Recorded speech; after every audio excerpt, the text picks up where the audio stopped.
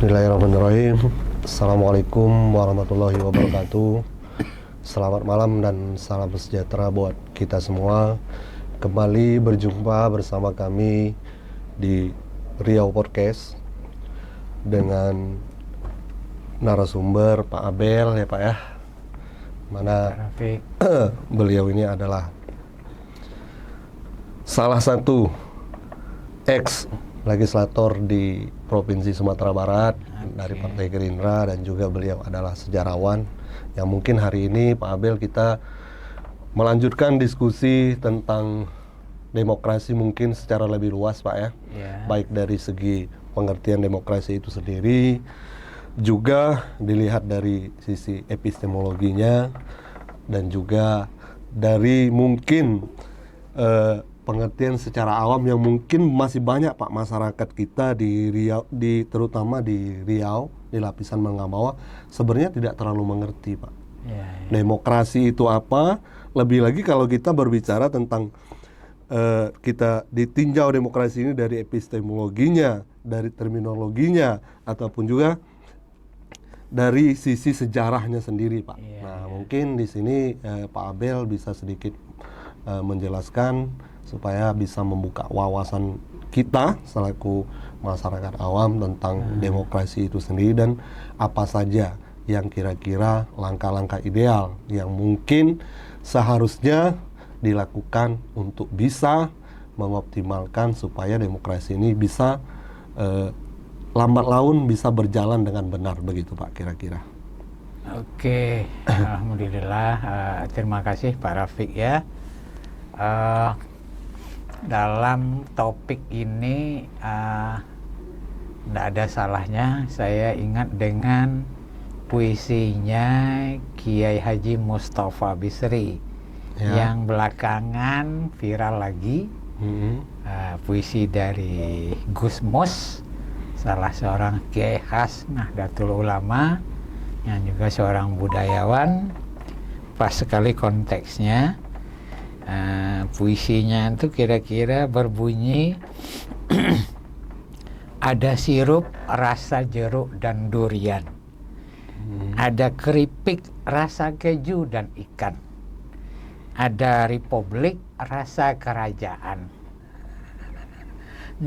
Puisi ini sebenarnya lahir pada zaman Orde Baru, dan penyelenggara acara yang menghadirkan Gus Mus untuk baca puisi waktu itu agak bermasalah juga dengan pihak keamanan jadinya.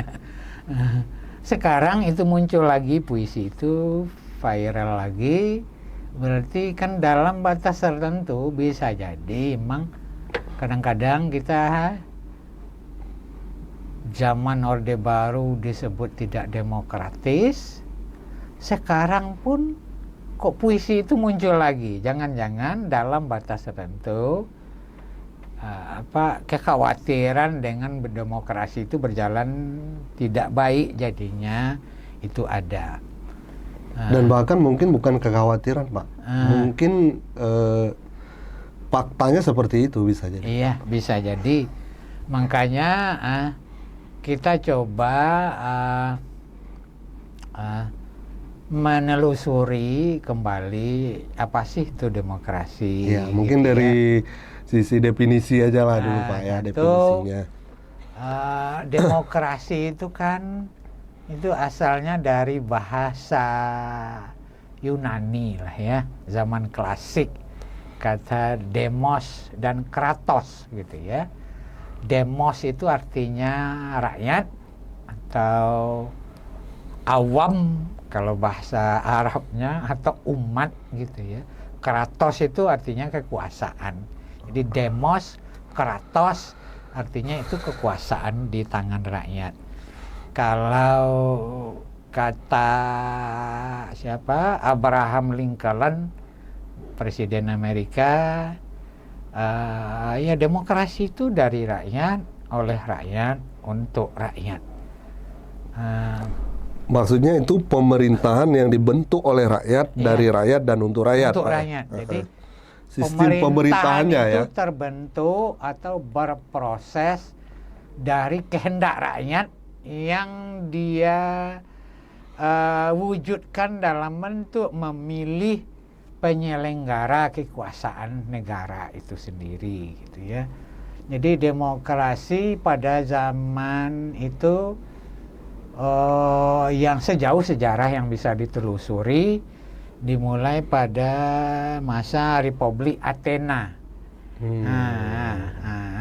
Kalau Athena itu sebuah kota, tapi disebut itu dulu sebuah republik yang kira-kira berlangsung pada abad ke-6 sebelum Masehi. Jadi usia demokrasi itu boleh dibilang sampai sekarang dari perkembangan historis udah 2.600 tahun. Nah, demokrasi di Athena itu waktu itu memang demokrasi langsung. Pokoknya rakyat itu memang terlibat langsung dalam menentukan jalannya negara itu. Kecuali ya, yang dibedakan cuman yang tidak bisa terlibat itu budak dan anak-anak. Orang dewasa itu boleh berpartisipasi aktif dalam politik kekuasaan. Makanya demokrasi itu juga disebut zaman itu adalah demokrasi itu adalah pemerintahan oleh orang-orang dewasa. Itu maksudnya. Jadi dewasa secara pikiran, secara mental, bukan hanya usia gitu ya. Nah, dari terminologi jelas demos, kratos gitu ya. Kemudian dari sisi epistemologi lagi ya. Apa sih itu demokrasi? Demokrasi kekuasaan di tangan rakyat itu salah satu aspek gitu ya. Nah, meskipun itu mungkin ya seperti kita lihat sendiri itu masih harapan Pak ya. Iya. Kira-kira. Itu memang demokrasi itu di tangan rakyat. Cuman bisa jadi rakyat pemahamannya belum sampai ke tahap yang sebenarnya tentang sejauh mana sih dia punya hak tentang kekuasaan itu. Kadang-kadang orang cuman memahami demokrasi itu cuman demokrasi prosedural. Pemilihan itu kalau terlaksana pun dengan baik, itu baru disebut demokrasi prosedural gitu ya. Secara prosedur sudah berjalan. Sudah gitu, berjalan. Betul. Bahkan baik sekalipun itu tetap baru demokrasi prosedural namanya. Sementara demokrasi itu juga intinya di situ adalah bicara kesetaraan,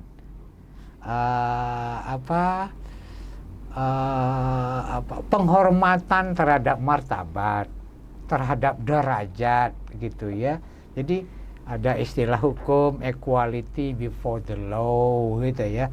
Ada kesetaraan di bidang hukum gitu ya. Yang kemudian dalam perkembangannya demokrasi modern itu kan berkembang amat pesat setelah beberapa abad di Eropa itu pasca Renaissance abad 15, kemudian masuk zaman industri, kemudian masuk zaman pra-modern di abad-abad 19 itu. Yang didahului sebelumnya di abad ke-18 muncul di Eropa misalnya perlawanan terhadap raja di Perancis yang terkenal Louis XIV yang akhirnya mati di giletin. Muncullah istilah-istilah yang terkait demokrasi itu yang menjadi slogan liberté, fraternité, égalité. Jadi kesetaraan, kesamaan, kebebasan. Jadi di sisi lain orang juga menyebut demokrasi itu adalah kebebasan gitu ya. Kebebasan dalam pengertian secara ekonomi dia mampu menjadi manusia bebas. Jadi dia tidak ada batasan, Pak. Tidak tergantung lagi karena dia secara ekonomi dia masih sulit, dia tidak bisa memilih. Jadi orang kalau kesulitan secara ekonomi kan tidak bisa memilih. Iya, benar. Pilihannya kalaupun ada tidak banyak. Jadi terbebas secara ekonomi. Jadi maksudnya dia tuh baiklah hidupnya secara ekonomi. Yang kedua tentu juga bebas secara intelektual.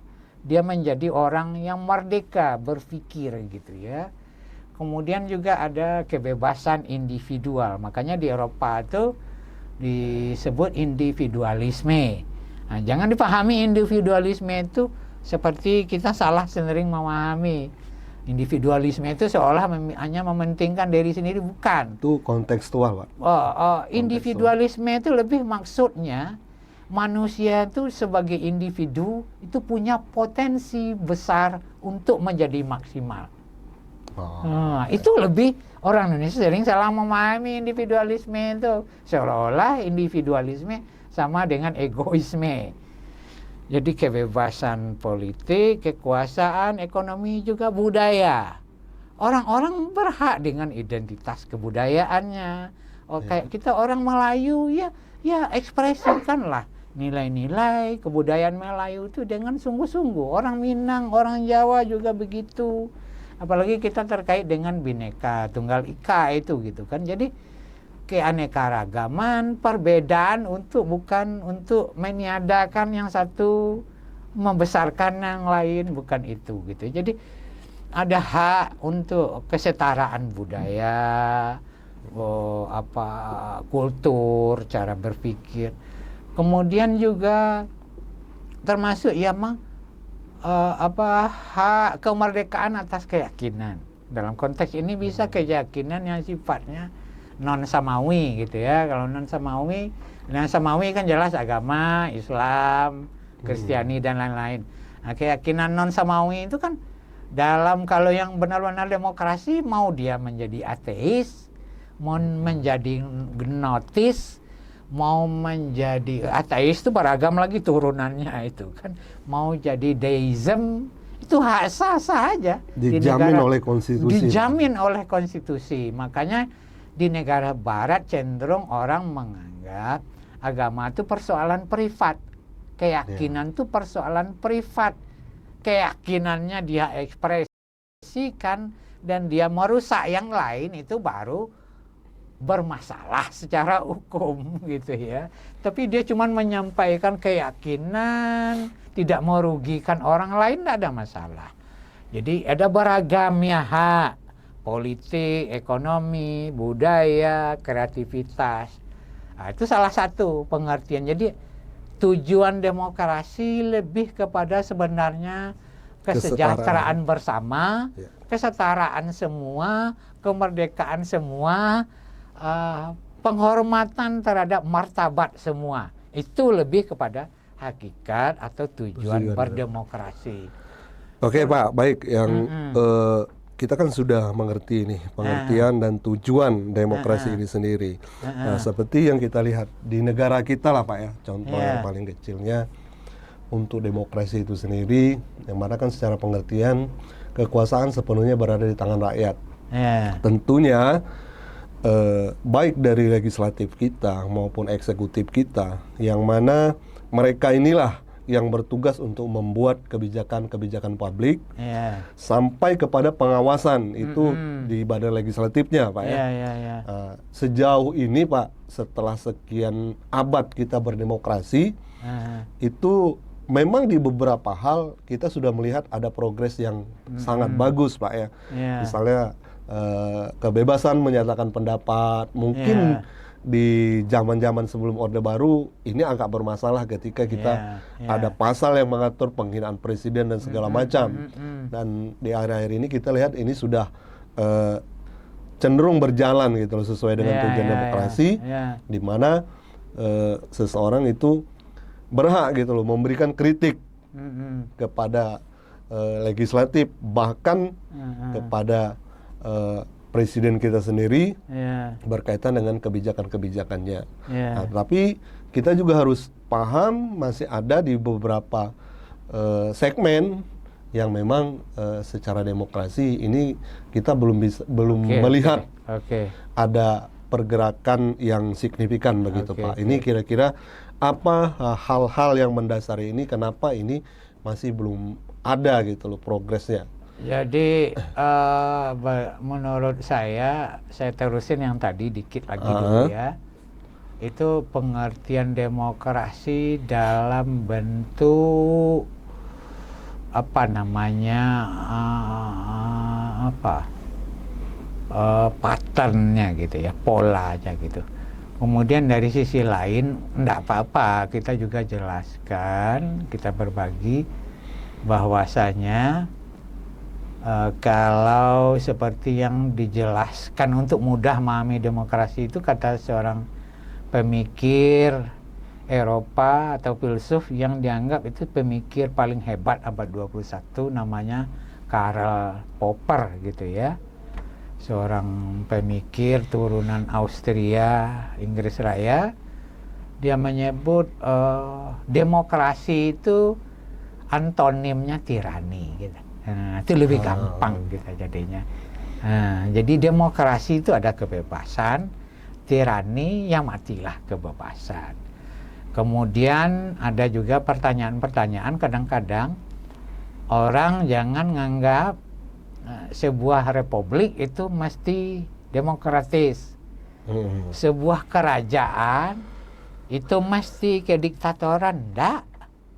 Banyak republik yang tidak demokratis, banyak juga kerajaan yang sangat demokratis. Inggris itu jelas kerajaan besar, tapi dia salah satu negeri demokrasi yang dianggap hebat di dunia sekarang gitu ya. Dia punya ratu, Belanda juga. Sementara ada republik namanya Republik Tiongkok. Dia namanya republik, tapi pastilah tidak demokrasi karena partai cuma satu.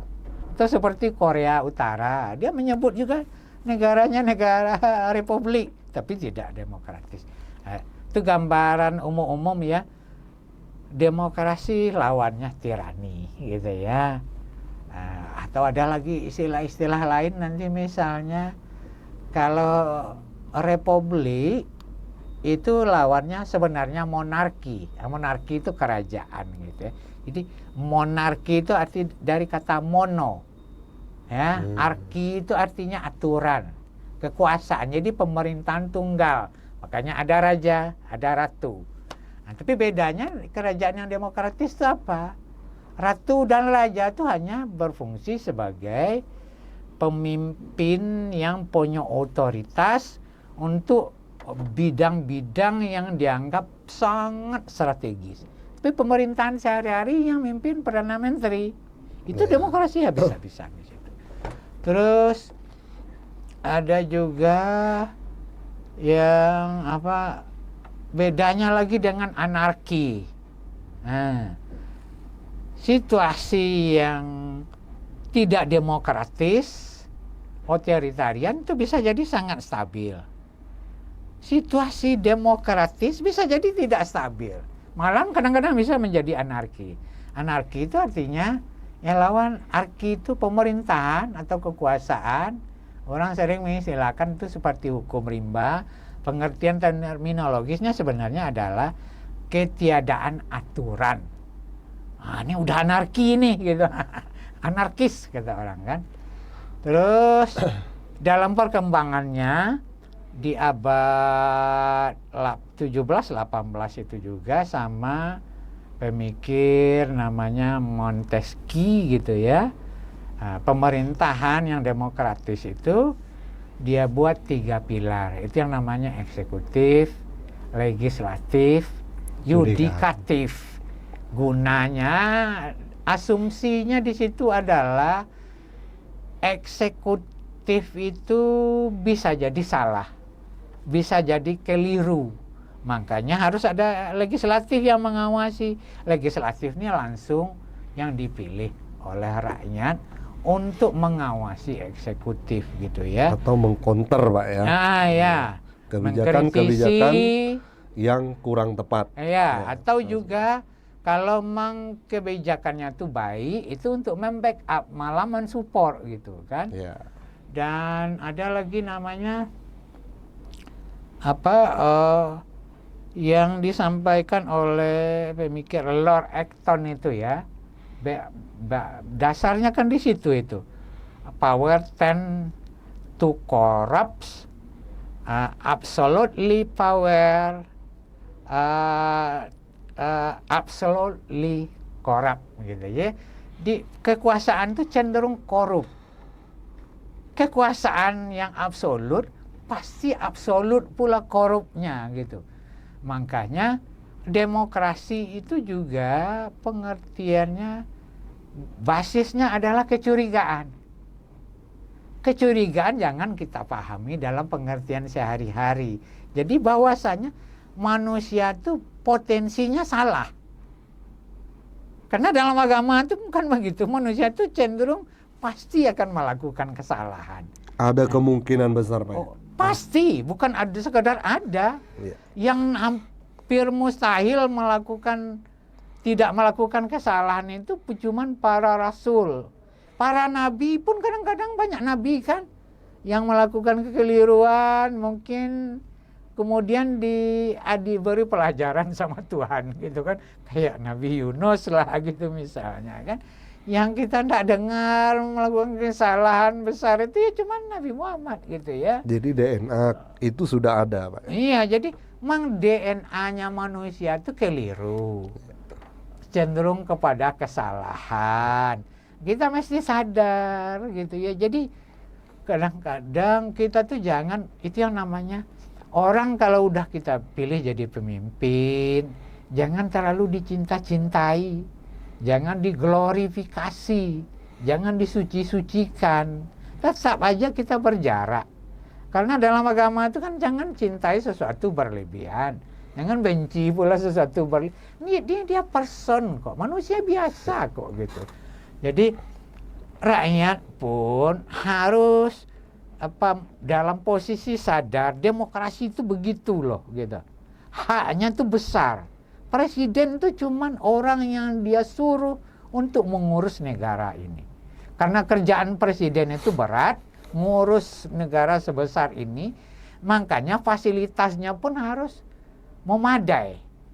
Mobilnya anti peluru, istananya mesti super canggih, punya pesawat kepresidenan segala macam gitu ya. Karena memang dia diberi pekerjaan besar. Di saat yang sama jangan rakyat biarkan begitu saja. Kekeliruan kita sering setelah seseorang dipilih, kita cenderung di organisasi pun kita begitu. Ya kan itu udah beres sama ketua itu masalahnya. Padahal kadang-kadang ketua ini kadang juga lupa, kadang lengah. Kekuasaan itu kan cenderung memabukkan, melenakan. Itu lagi ya. Berarti idealnya Pak, dalam setiap pemerintahan, ya kan, terutama yang berlandaskan demokrasi, itu harus ada oposisi Pak ya di dalamnya. Harus sebenarnya. Maksudnya ada yang mengkonter di luar pemerintahan ini sehingga ada yang mengawasi kebijakan yang sebenarnya ini kan sudah ada di perwakilan-perwakilan kita Pak. Cuman memang beberapa partai-partai itu memang berkoalisi jadinya kalau di Indonesia kita lihat sendiri. Bergabung dengan pemerintahan yang bergabung dengan pemerintahan. Jadi sementara hanya sebagian kecil gitu Pak yang menjadi oposisi. Karena dengan seperti ini, seperti kita lihat sendiri, tujuan demokrasi bahkan yang sangat fundamental, kesetaraan yang kita harapkan, misalnya di bidang pendidikan juga masih jauh, ya kan? Sudah itu dari segi ekonomi sendiri, Pak, mana tingkat kemiskinan juga masih sangat tinggi, jomplang gitu loh, jaraknya antara si kaya dan si miskin, dan jumlahnya juga masih sangat besar.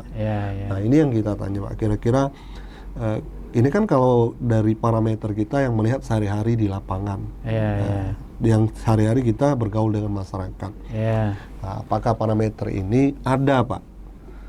Kira-kira kiat ataupun apa yang idealnya harus dilakukan nih? Apalagi kita ini nanti akan ada pemimpin yang baru Pak, presiden yang baru, baik legislatifnya juga semua juga akan baru. Kira-kira apa yang harus kita titipkan ke bapak-bapak yang terhormat itu Pak, kira-kira Pak? Jadi sebenarnya negara yang disepakati sistemnya demokrasi, oposisi itu sebenarnya mutlak. Itu hukum sejarah sebenarnya. Kita aja sehari-hari mesti kalau bisa kita cari mitra yang dalam banyak hal beda pula pikirannya dengan kita kan, supaya dia bisa mengoreksi kita. Nah, makanya kadang-kadang ada istilah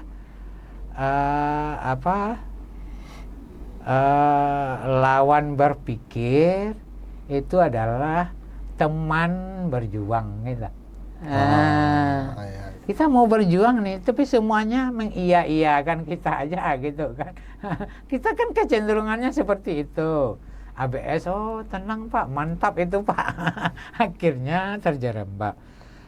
Problemnya kita tuh, yang dianggap pemilu paling baik itu di Indonesia kan 1955.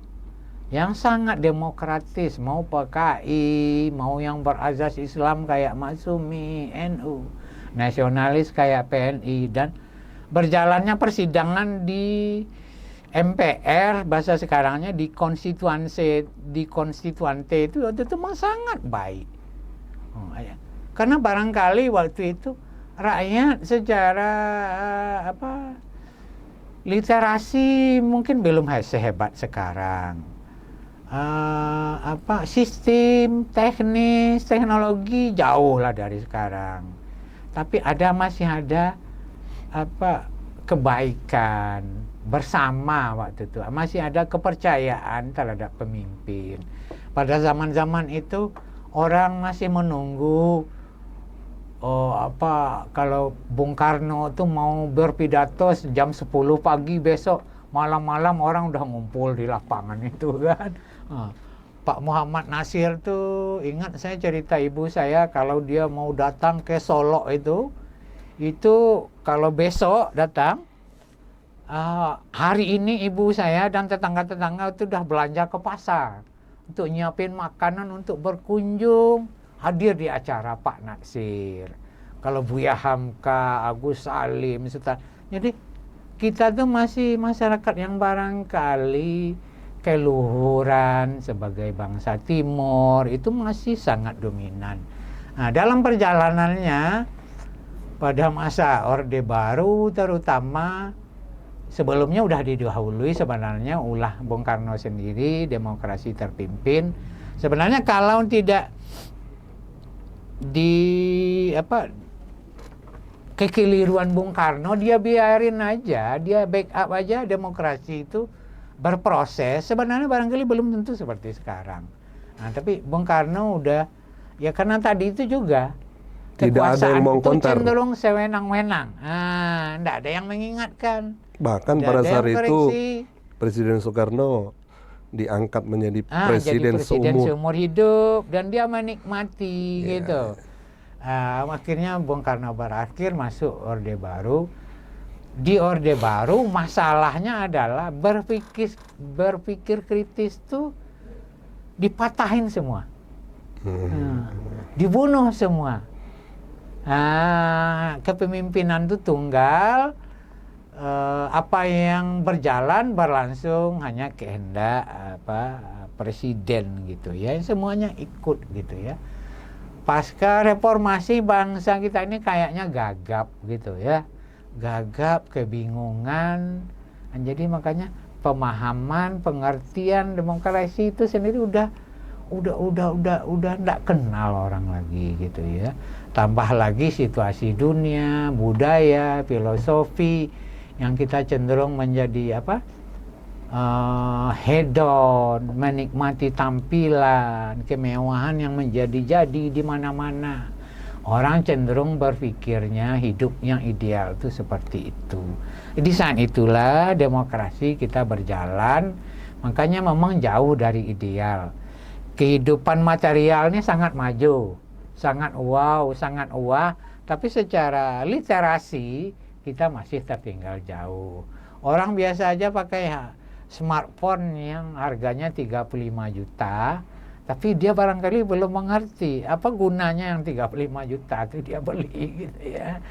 Jadi sama juga dengan demokrasi itu dalam batas-batas seperti itu bisa dibilang masih mahal sebenarnya. Belum terjangkau bagi orang untuk membelinya. Tapi kita memaksakan juga berjalannya demokrasi yang cenderung sangat liberal. Pemilihan presiden di Indonesia ini lebih liberal dibanding Amerika. Benar-benar langsung gitu ya. Jadi mungkin banyak hal lagi mungkin yang akan kita bahas. Iya Pak, berarti intinya diskusi kita pada malam hari ini kan yang pertama kita harus memahami bahwa dengan sistem demokrasi yang kita anut, kebebasan sepenuhnya berada di tangan rakyat. Maksudnya di sini kita punya wewenang, kita punya hak untuk bisa mengcounter kebijakan-kebijakan publik yang tidak sesuai. Tentunya melalui forum-forum yang resmi yang nanti juga akan disampaikan oleh perwakilan kita di Dewan Perwakilan Rakyat, baik itu di kabupaten kota, kebijakan dari kepala daerah atau bupati, di provinsinya ada DPRD di provinsi kan, untuk kebijakan yang mungkin secara lokal dibuat oleh kepala daerah atau gubernur, dan juga mungkin dalam lingkup nasionalnya presiden gitu Pak ya. Bahwa kebijakan-kebijakan itulah yang harusnya benar-benar dikonter sama anggota DPR RI yang ada di Senayan, seperti itu. Dan juga dari sejarahnya sendiri memang demokrasi ini kita mungkin membangunnya tidak semudah itu, berjalan puluhan abad, bahkan sampai saat ini mungkin ada beberapa hal yang memang sudah kita anggap sudah hampir tercapai tujuan demokrasi, tetapi di sisi lain juga masih banyak kesenjangan yang memang harus menjadi catatan untuk para elit-elit kita berjuang memperjuangkan hak-hak yang ada di masyarakat. Kalau kita lihat dari segi konstitusi sendiri, ya memang harusnya sesuai dengan negara kita yang sebesar ini. Bahkan untuk dijangkau dengan pesawat pun itu dari Jayapura ke Nangro Aceh Darussalam itu 6 jam Pak ya. Itu kalau perjalanan di Eropa itu sudah melampaui 7 negara. Makanya mungkin saat ini demokrasi ini adalah landasan yang pas yang kita pakai untuk membangun sumber daya manusia yang ada di Indonesia. Itu mungkin garis pokoknya Pak ya. Di luar itu mungkin lebih ke istilah-istilah dan pendapat-pendapat yang tadi sudah Bapak jelaskan. Intinya memang kebebasan itu bukanlah pemberian dari pemerintah, tapi kebebasan itu adalah hak setiap manusia yang kita harus perjuangkan setiap hari dan setiap waktu Pak ya, untuk kemaslahatan hidup bersama. Mungkin itu yang kita bisa simpulkan Pak. Terima kasih untuk waktunya malam ini. Mudah-mudahan nanti kita ada waktu lagi untuk Bapak bisa berdiskusi di segmen selanjutnya Pak. Ya, makasih Pak Amel. Ayo, makasih Pak Rafiq. Oke, terima kasih. Mungkin itu tadi bincang-bincang kita atau diskusi dengan Pak Abel Tasman tentang demokrasi dan pencapaian demokrasi sendiri di negara kita pada saat ini. Terima kasih atas perhatiannya. Wassalamualaikum warahmatullahi wabarakatuh dan selamat malam.